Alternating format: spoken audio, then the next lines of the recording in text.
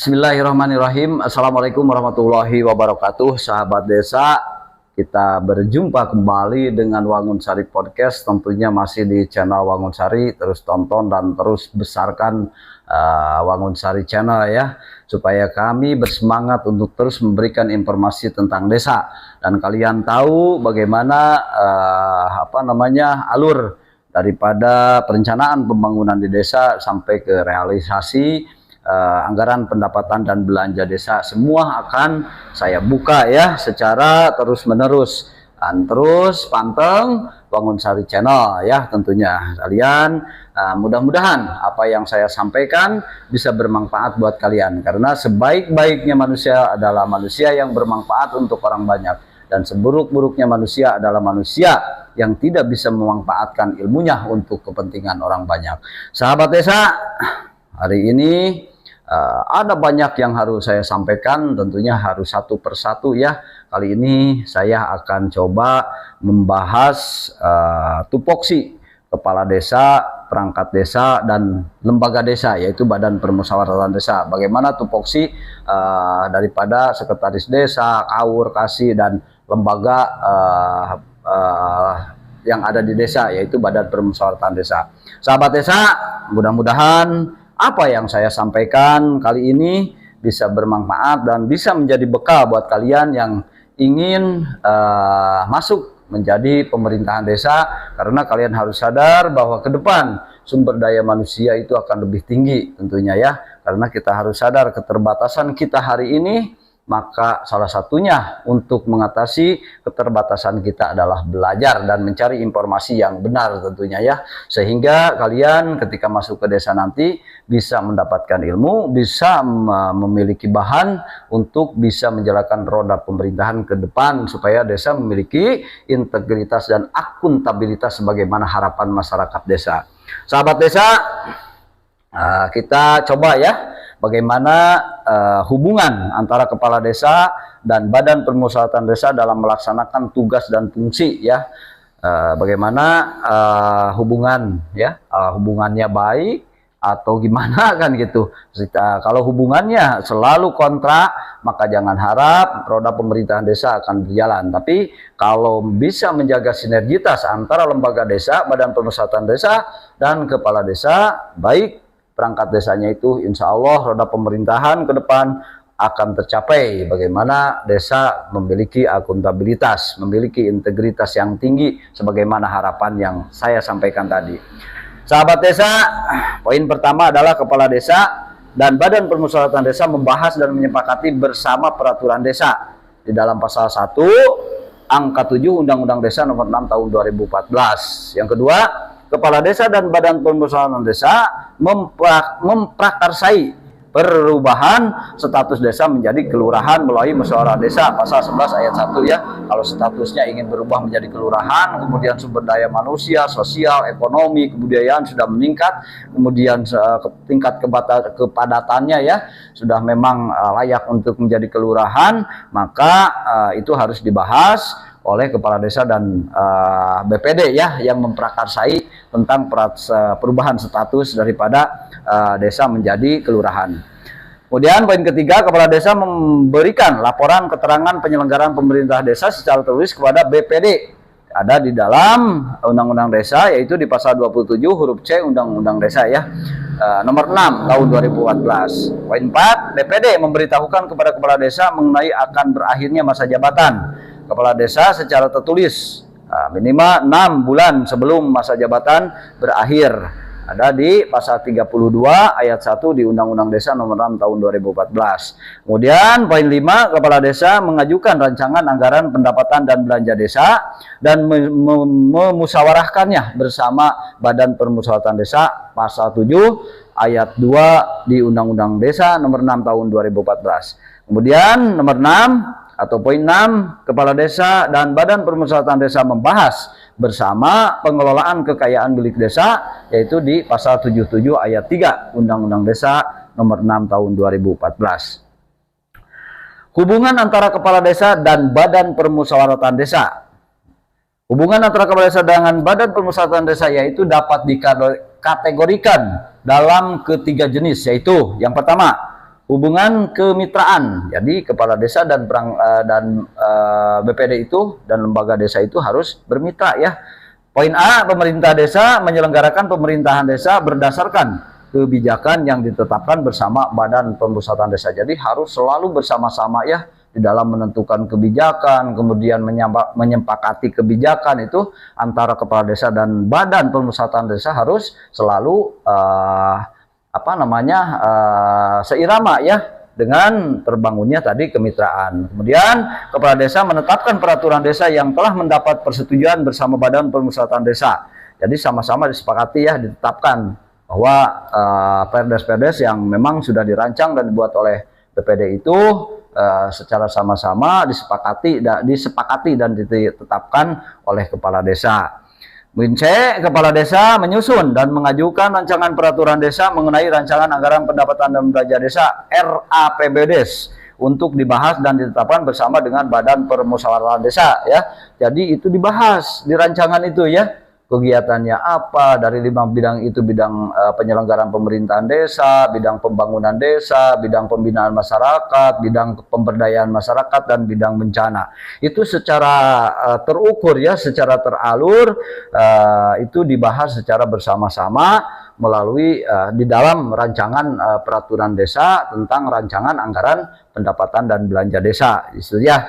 Kemudian poin D, kepala desa memberikan laporan keterangan pelaksanaan pemerintahan desa setiap akhir tahun anggaran kepada Badan Permusyawaratan Desa. Jadi kewajiban kepala desa itu adalah memberikan laporan keterangan bahwa kepala desa, pemerintah desa sudah melaksanakan pelaksanaan pemerintahan desa setiap akhir tahun ya kepada Badan Permusyawaratan Desa. Lanjut. Hubungan antara kepala desa dan Badan Permusyawaratan Desa ya, tadi kemitraan. Yang kedua adalah hubungan secara konsultatif. Bagaimana semua kebijakan-kebijakan yang akan ditentukan oleh kepala desa harus dikonsultasikan ya dengan Badan Permusyawaratan Desa, atau sebaliknya, apa kebijakan, aturan yang akan dibuat oleh BPD itu dikonsultasikan dengan kepala desa. Jadi semuanya bersinergi ya. Itu salah satunya adalah hubungan konsultatif. Kemudian hubungan koordinatif. Nah, ini hubungan koordinatif ini ya tentunya koordinasi. Bagaimana ada permasalahan tadi dikonsultasikan, kemudian dikoordinasikan ya. Hubungan koordinatif antara kepala desa dan BPD dapat terlihat dari pelaksanaan program atau kegiatan yang berasal dari pemerintah maupun pemerintah daerah. Jadi ketika akan melaksanakan kegiatan, BPD itu melakukan koordinasi ya, atau kepala desa melakukan koordinasi kepada Badan Permusyawaratan Desa. Itu adalah bagaimana hubungan koordinatif antara kepala desa dengan Badan Permusyawaratan Desa. Lanjut. Unsur penting dalam penyelenggaraan pemerintahan desa. Unsur pentingnya itu adalah ada desa, kemudian kelembagaan, kewenangan, dan keuangan. Kelembagaan desa itu apa saja? Yang pertama adalah pemerintah desa, Badan Permusyawaratan Desa, lembaga kemasyarakatan desa, dan lembaga adat desa.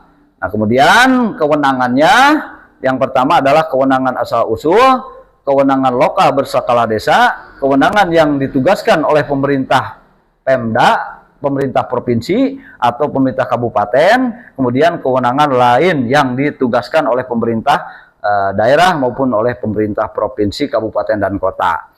Kemudian keuangan, alur keuangan ini adalah ada 7 ya, ada 7 poin.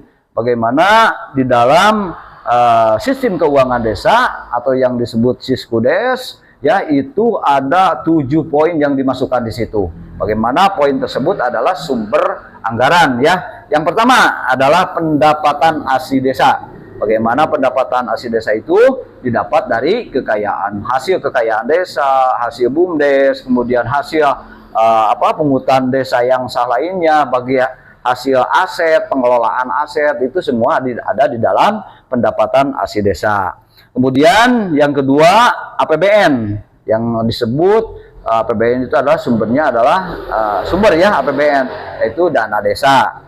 Nah, kemudian ada sumber lain yaitu dari APBD, perimbangan kabupaten atau kota. Kemudian bagi hasil pajak retribusi daerah, kabupaten atau kota. Kalau tadi ya APBD itu dari ADD, anggaran dana desa ya, yang bersumber dari kabupaten.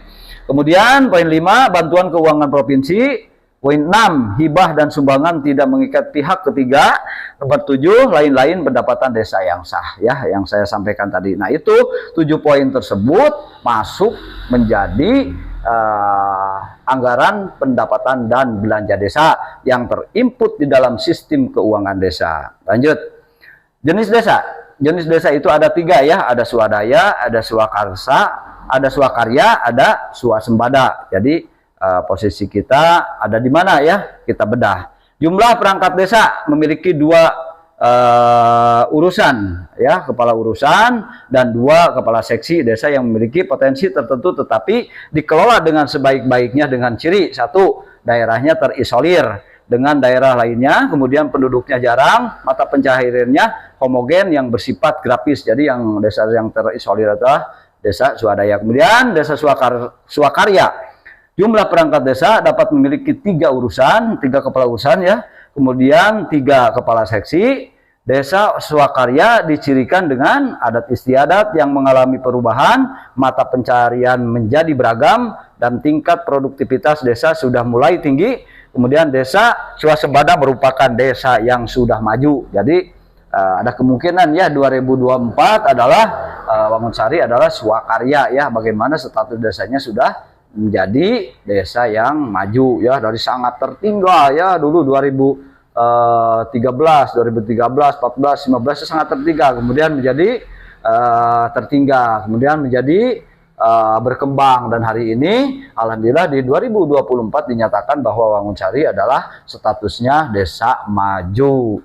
Kemudian swasembada, jumlah perangkat desa wajib memiliki 3 urusan dan 3 kepala seksi. Desa swakarya dicirikan dengan 1, kebanyakan berlokasi di ibu kota kecamatan, penduduknya padat-padat, tidak terikat dengan adat istiadat, telah memiliki fasilitas-fasilitas yang memadai dan lebih maju dari desa yang lain. Jadi sudah dianggap mandiri lah, maka desa tersebut adalah desa swasembada. Kalau kita baru desa swakarya di tahun 2024. Lanjut. Tupoksi perangkat desa. Nah, ini nih, kalian nih yang menunggu-nunggu tadi bagaimana saya tagline di depan, bagaimana tupoksi daripada kepala desa, perangkat desa, dan badan permusyawaratan desa. Lanjut. Perangkat desa.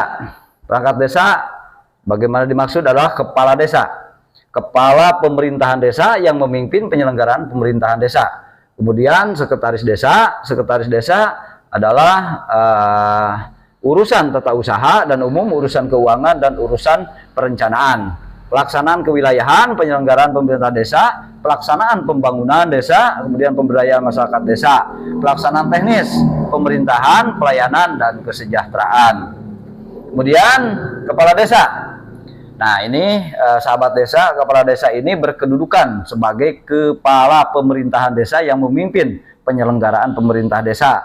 Tugasnya adalah yang pertama, menyelenggarakan pemerintah desa, melaksanakan pembangunan, kemudian yang ketiga adalah pembinaan kemasyarakatan. Bagaimana dengan fungsinya? Menyelenggarakan pemerintahan desa adalah fungsinya sebagai berikut. Yang pertama, tata praja pemerintahan, penetapan peraturan di desa, pembinaan masalah pertanahan, pembinaan ketentraman dan ketertiban, kemudian melakukan upaya perlindungan masyarakat, administrasi kependudukan, dan penataan dan pengelolaan wilayah. Kemudian yang kedua, melaksanakan pembangunan seperti pembangunan sarana prasarana pedesaan dan pembangunan bidang pendidikan kesehatan. Poin ketiga adalah membina kemasyarakatan, pembinaan kemasyarakatan seperti pelaksanaan hak dan kewajiban masyarakat, partisipasi masyarakat, sosial budaya masyarakat, keagamaan, dan ketenaga kerjaan. Poin 5, poin 4, pemberdayaan masyarakat seperti tugas sosialisasi dan motivasi masyarakat di bidang budaya, ekonomi, politik, lingkungan hidup, pemberdayaan keluarga, pemuda, olahraga, dan karang taruna. Dan poin terakhir, adalah poin 5, menjaga hubungan kemitraan dengan lembaga masyarakat dan lembaga desa. Itu adalah kepala desa. Bagaimana kepala desa memiliki kedudukan, kepala desa memiliki tugas, kepala desa memiliki fungsi, ya. Tugas dan fungsi kepala desa itu adalah tadi yang saya sampaikan. Lanjut. Nah, bagaimana dengan sekretaris desa? Sekretaris desa adalah berkedudukan sebagai unsur pimpinan sekretaris desa. Tugasnya adalah membantu kepala desa dalam bidang administrasi pemerintahan. Jadi bidang pemerintahan itu adalah yang dilakukan oleh kepala desa itu dibantu oleh sekretaris desa. Kemudian fungsinya yang pertama adalah melaksanakan urusan ketatausahaan seperti tata naskah, administrasi surat menyurat, arsip dan ekspedisi. Kemudian yang kedua melaksanakan urusan umum seperti penataan, administrasi perangkat desa, penyediaan prasarana perangkat desa dan kantor, menyiapkan rapat, pengadministrasian aset, inventarisir, perjalanan dinas, dan pelayanan umum. Poin ketiga, melaksanakan urusan keuangan seperti pengurusan administrasi keuangan, administrasi sumber-sumber pendapatan dan pengeluaran, verifikasi administrasi keuangan, dan administrasi penghasilan kepala desa, perangkat desa, badan permusyawaratan desa, dan lembaga pemerintahan desa lainnya.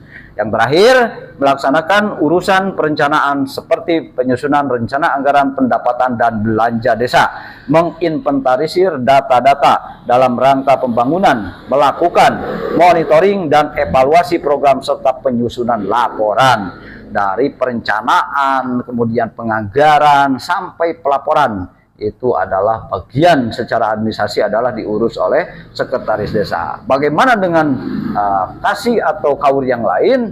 Jadi jangan dulu tertawa, ya.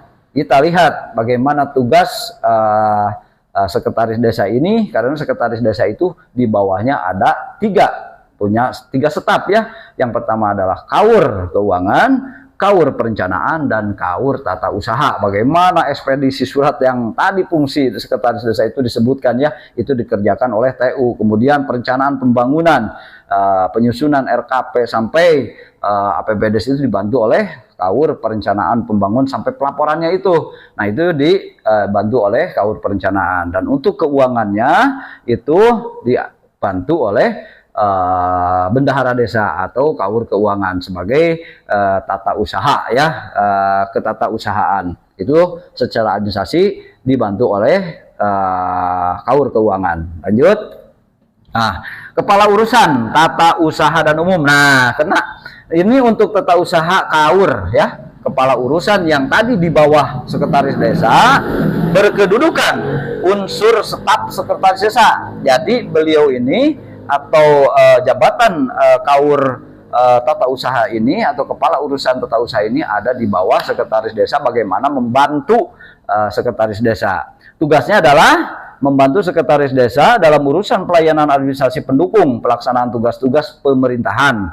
Yang kedua, fungsinya adalah melaksanakan urusan ketatausahaan seperti tata naskah, administrasi surat menyurat, arsip dan ekspedisi, penataan administrasi perangkat, penyediaan prasarana perangkat desa dan kantor, penyiapan rapat, kemudian pengadministrasian aset, inventarisir aset, perjalanan dinas, pelayanan umum. Jadi sebetulnya sekretaris desa itu tinggal tunjuk-tunjuk, ya, tinggal perintah, saya minta ini, tolong ekspedisikan surat ini, surat keluar, surat masuk, kemudian nomor perdes berapa, surat keluar berapa, surat masuk nomornya berapa, itu terkumpul secara ekspedisi ada di kepala urusan tata usaha. Nah, lanjut.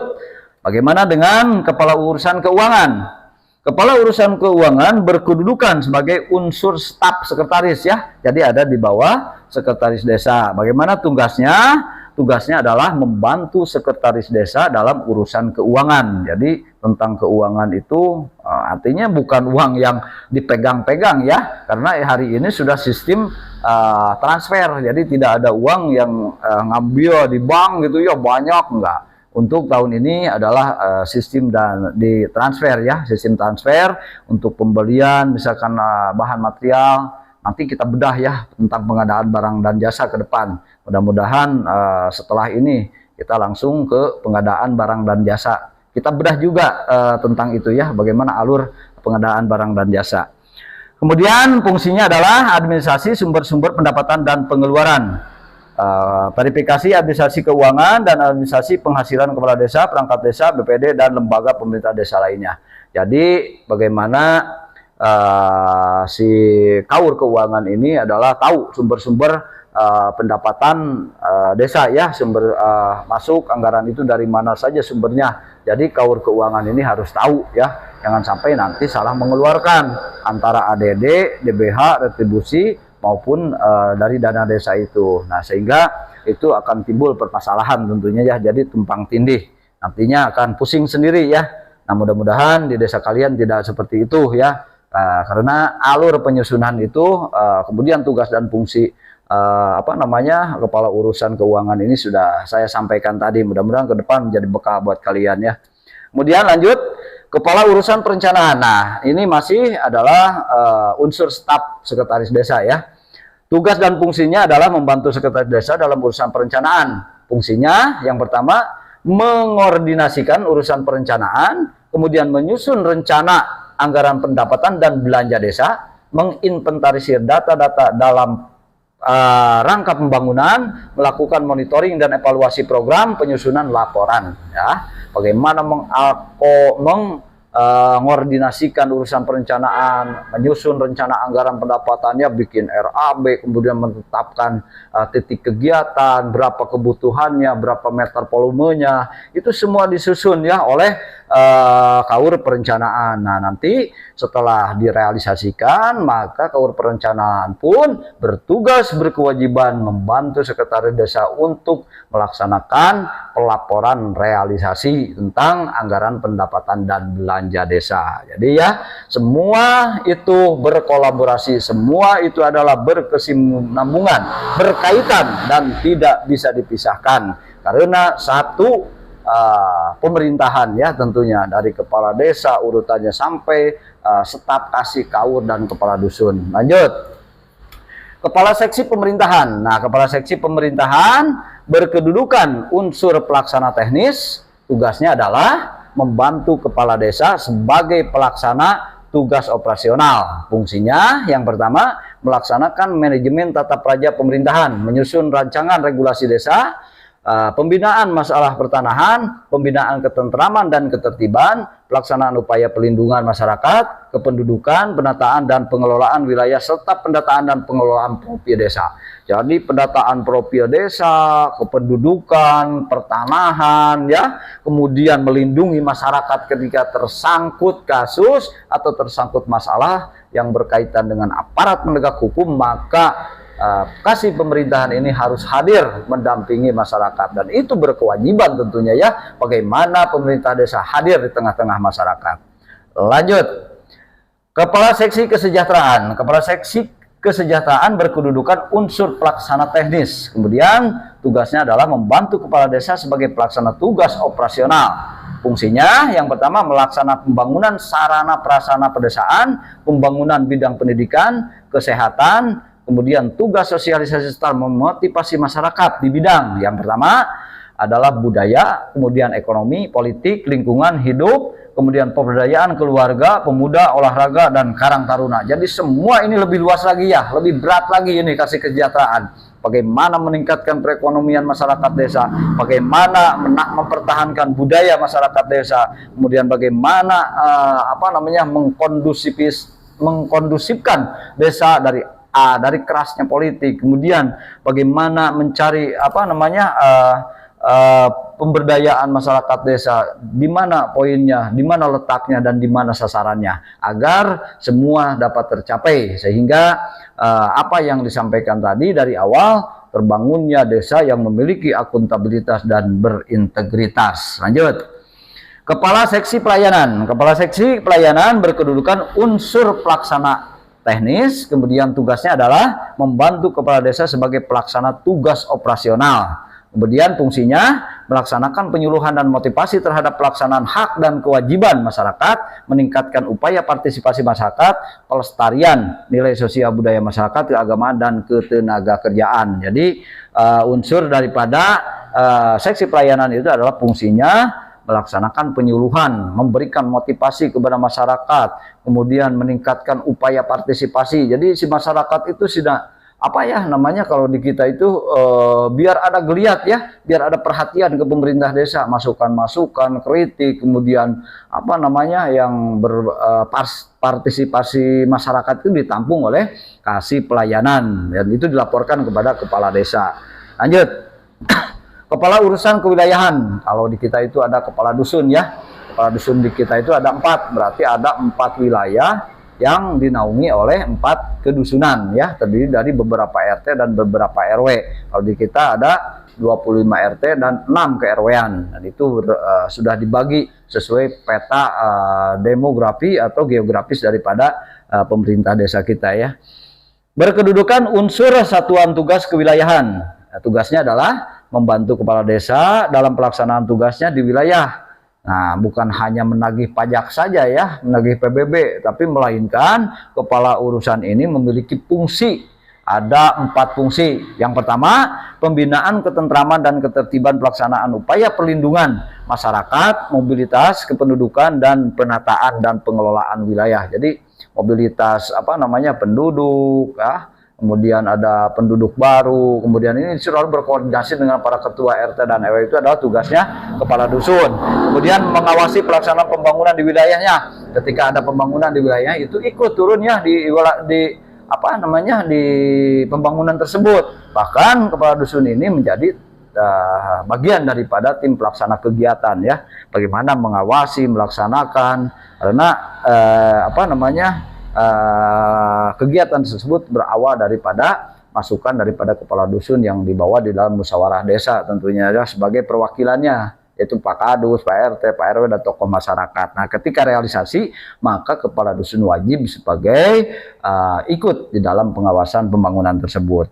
Kemudian yang ketiga, melaksanakan pembinaan kemasyarakatan dalam meningkatkan kemampuan dan kesadaran masyarakat dalam menjaga lingkungannya. Jadi menjaga ketertiban, keamanan, kebersihan itu ada bagian kepala dusun. Tentu ada di wilayah masing-masing ya. Kalau dusun 2 ya berarti di dusun 2 wilayahnya ada berapa RT. Nah, itu kewajiban untuk menjaga kebersihan, ketertiban, keamanan itu bagian daripada kepala dusun yang ada di wilayah itu.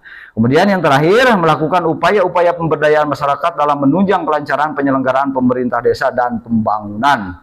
Jadi bagaimana kepala dusun menyerap aspirasi, kemudian menyampaikan, berusaha, bagaimana pemberdayaan masyarakat di desa itu dilakukan, dilaksanakan, dibawa di dalam forum musyawarah desa itu adalah oleh kepala dusun, karena kepala dusun yang tahu wilayah, yang tahu masyarakat desa itu sendiri tentunya yang lebih paham, sehingga dari usulan sampai realisasi itu kepala dusun wajib hadir ya, wajib ada dan wajib mengetahui. Kemudian, nah sekarang terakhir, bagaimana dengan badan permusyawaratan desa?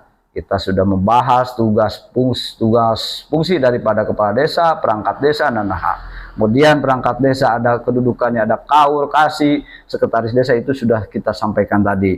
Nah, kali ini saya akan membadah badan permusyawaratan desa atau yang disebut BPD atau badan legislasinya desa. Fungsi BPD yang pertama adalah membahas dan menyepakati rancangan peraturan desa atau Perdes bersama kepala desa. Jadi menyepakati ya, itu adalah kewajiban daripada BPD atau fungsi daripada BPD. Yang kedua, menampung dan menyalurkan aspirasi masyarakat desa. Dan 3, melakukan pengawasan kinerja kepala desa. Jadi membahas, menampung ya, menyalurkan aspirasi masyarakat, kemudian melakukan pengawasan kinerja kepala desa itu adalah tugas atau fungsi daripada badan permusyawaratan desa. Kemudian ketiga, fungsi BPD di atas jika disederhanakan nih. Jika disederhanakan yang 3 tadi, maka menjadi fungsi legislasi ya. Fungsi legislasi, kemudian fungsi anggaran, fungsi pengawasan. Fungsi legislasi tadi bagaimana BPD itu membuat regulasi atau peraturan desa ya, peraturan desa yang tentunya dilakukan oleh Badan Permusyawaratan Desa, kemudian fungsi anggaran dan pengawasan. Nah, ini pengawasan yang harus hati-hati ya, ketika ada temuan itu ada tahapannya ya, bagaimana dimusyawarahkan, bagaimana dicatat, kemudian dilaporkan, dibawa di dalam musyawarah, nanti dibahas di dalam laporan kinerja kepala desa, ya, di dalam laporan pertanggungjawaban pemerintah desa itu dibahas. Jadi sebelum ditandatangan, sebelum diterima, jadi dibahas dulu laporan daripada kinerja atau laporan pemerintahan desa itu sendiri. Nah, bagaimana tadi kita lihat ya, akan saya bedah. Kemudian hak BPD. Yang pertama, mengawasi dan meminta keterangan tentang penyelenggaraan pemerintah desa kepada pemerintah desa, menyepakati pendapat atas penyelenggaraan pemerintah desa, pelaksanaan pembangunan desa, pembinaan kemasyarakatan desa, dan pemberdayaan masyarakat desa. Dan yang ketiga, mendapatkan biaya operasional pelaksanaan tugas dan fungsi dari anggaran pendapatan dan belanja desa. Nah, bagaimana? Poin 1 adalah mengawasi, kemudian menyatakan pendapat ya atas penyelenggaraan pemerintah desa. Ketika laporannya tidak sesuai, maka BPD ini berhak untuk melakukan atau menyampaikan pendapat, tapi dibahas di dalam musyawarah yang dilaksanakan oleh BPD itu sendiri secara intern sebelum penandatangan laporan-laporan ya. Nanti laporannya apa saja saya akan bedah ya. Kemudian yang ketiga adalah mendapatkan biaya operasional pelaksanaan tugas dan fungsi. Jadi bukan insentif ya, ini operasional. Jadi kegiatan BPD yang tadi saya sampaikan, perjalanan menampung, kemudian tugas fungsi BPD itu yang tadi saya sampaikan sebagai badan legislasi, kemudian pengawasan, penganggaran, itu perjalanan itu tentunya dibiayai, mendapatkan operasional yang dibiayai oleh anggaran pendapatan dan belanja desa. Selain itu, anggota BPD berhak mengajukan usulan rancangan peraturan desa, mengajukan pertanyaan, menyampaikan usul dan atau pendapat, memilih dan dipilih. Dan yang kelima adalah mendapat tunjangan dari anggaran pendapatan belanja desa atau anggaran PAPBDes. Jadi selain operasional, itu ke Badan Permusyawaratan Desa dari ketua sampai anggota itu mendapatkan tunjangan dari anggaran pendapatan dan belanja desa. Dari mana saja sumbernya? Bisa dari anggaran dana desa atau bantuan provinsi. Biasanya itu suka ada ya. Itu ada operasional, kemudian ada tunjangan-tunjangan.